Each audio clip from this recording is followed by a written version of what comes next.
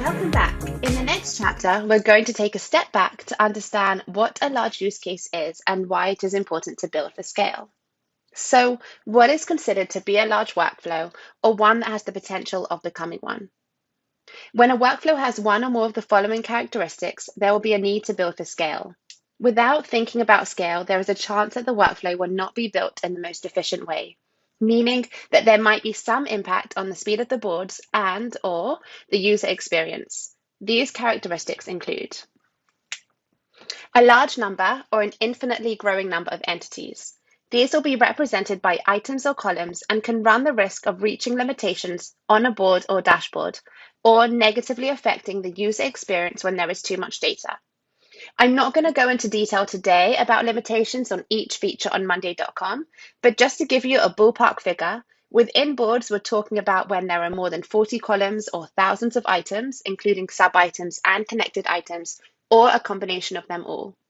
And within dashboards, when there are more than about 20,000 items connected to a dashboard. Another characteristic includes a large number of heavy columns. This can cause a lot more work for the Monday API. For example, the formula column runs calculations in the background each time the board is loaded. If the workflow included a board which contained a large amount of formula columns, the speed at which the board loads might be impacted. A large number of connections between boards. This refers to both in terms of the number of connect board columns which are used and the number of items which are connected per column.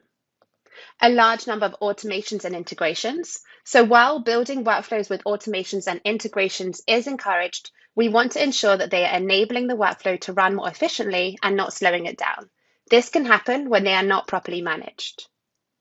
Many heavy automations. An example could be where there is an automation that results in a lot of actions. For example, where a trigger causes a group of over 100 items and lots of columns to duplicate. And lastly, a large number of collaborators or users on the same process.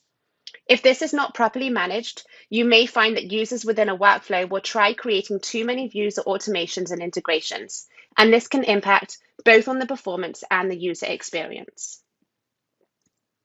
So if you are not sure if your workflow is large or may be becoming large, you can ask yourself the following questions before building your workflow. How many contributors will be in the workflow? How many items or requests do you have in a month, for example? How much information is maintained per project? Are there connections between the boards, and if so, how many? What are your reporting needs? What are your integration needs? And could maybe permissions help with managing users? Alongside building for scale, using the best practices which we're going to learn about in this webinar, we recently announced the initial release of mondaydb, our new data infrastructure, which will help support an even larger scale of boards and dashboards at speed. Our development team are committed to continuously expanding the capabilities of monday.com to enable our customers to build and manage even more complex workflows without being limited by performance constraints. So why is it important to build for scale? As mentioned in the introduction, when a workflow either has or has the potential for one or more of the characteristics listed above, it is important that we build for scale.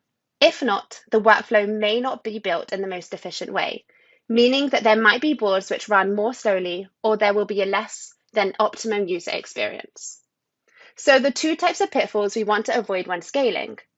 Performance issues, for example, the board loading much more slowly or automations running slowly, and user experience. Both new workflows and existing workflows can suffer from either of these. Join us in the next few chapters where we will explore our recommended best practices for how to best build out your workflows with scale in mind.